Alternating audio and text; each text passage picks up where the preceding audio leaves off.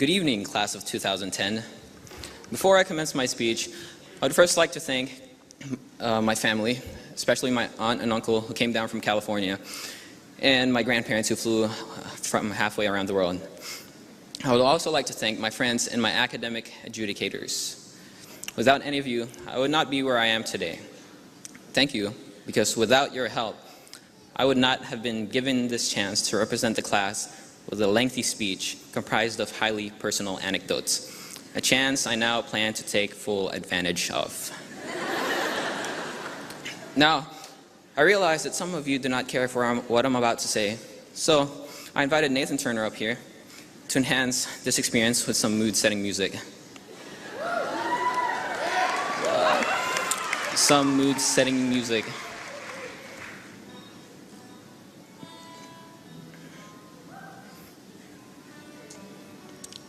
This should accommodate your ears so that as you get bored and zone in and out of listening to my speech, all you'll be able to hear is the soothing sound of the guitar.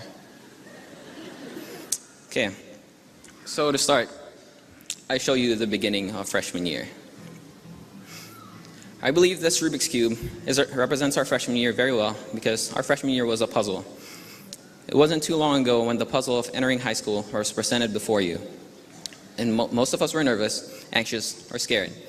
And questions like, how am I going to fit in, filled our heads. And we became more concerned with what we wore and who we hung out with, and less concerned about who has more Pokemon cards. I don't know about that one. It was a puzzle because just like the Rubik's Cube, you can turn it around, you just can't turn it around in any unplanned direction. Otherwise, it's just going to get more mixed up. So, you have to start matching colors. You have to know what's going on where, who's dating who. And by the time freshman year is almost over, you've solved part of your Rubik's Cube. But you still have a long way to go. Now, sophomore year was kind of a blur. Hold on one second.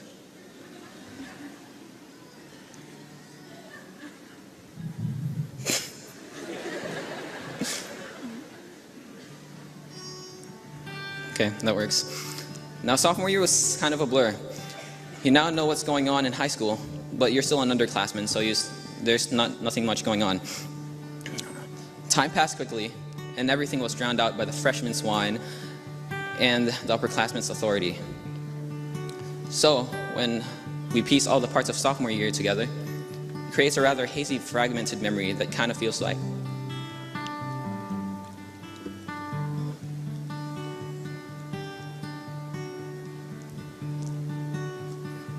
and then he just started crying all over the place, so I did what anyone else would do. Now it's already late and my pants were still not dry, so I decided to get creative.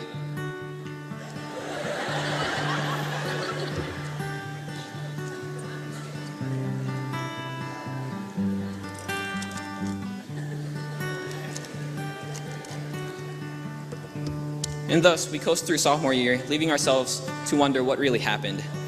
Yet we managed to solve more of the Rubik's Cube. And then junior year.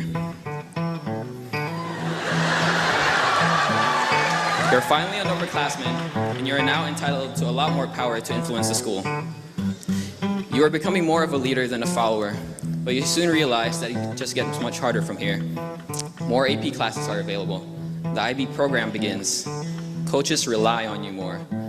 Underclassmen begin to look up to you, and you're finally allowed to go to prom.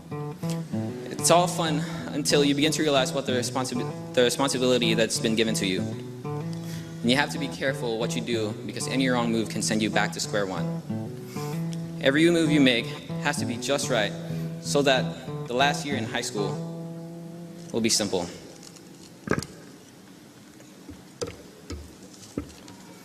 Now, if you've set it up right, senior year wouldn't be as complicated as your previous three, because most of you don't even have a fourth period. But there is one important thing that you need to get out of the way before you leave, and I think I can best describe this through the words of Lance Jabber. So imagine that you're a single guy, and you decide that it's time to start thinking about getting married, but you're still young. you don't want to rush into anything, so you spend years trying to find the perfect girl. Every chance you get, you travel all over the country just to try and meet new people. Some you like more than others, some are too nerdy, while others party too much. But finally, after all your searching, you think you find the perfect one. Oh, she's incredible. She's fun, smart, sexy, everything you wanted in a woman, and you decide to propose.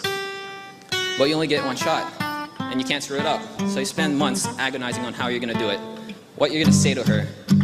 You set a deadline for yourself so that you can't put it off forever, and as the deadline approaches, you begin to get nervous. Are you good enough?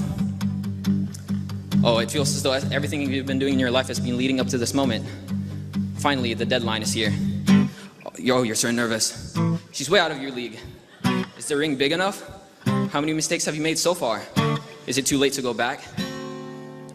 And then it's over. You've submitted your proposal and there's nothing more you can do. She looks at you and she says, let me get back to you in like 4 months. That's pretty much what applying to college is like. And you know what? She'll probably say no. But guess what you didn't tell her? You proposed to a bunch of backup chicks just in case she rejected you. And they're all begging to come marry you instead. Well, now that college is just around the corner, all you have to do is just turn those few sides. 1 second. And you finally solve your Rubik's Cube.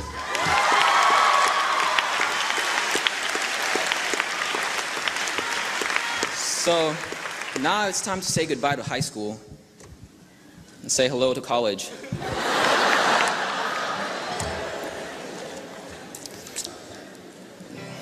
So now that we're done with high school, it's time to look ahead into the future.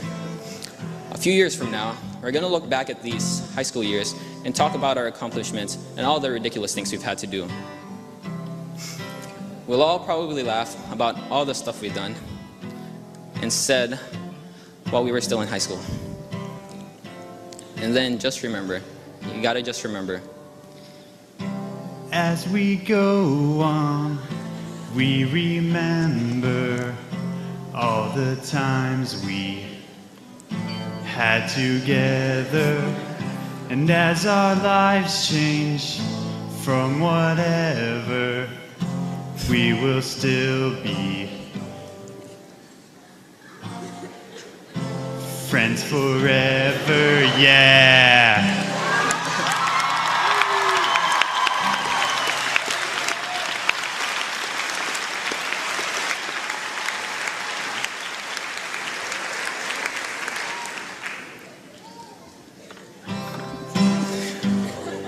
The only thing left to say now is congratulations to the West Hall High School class of 2010 and to those who helped us get here.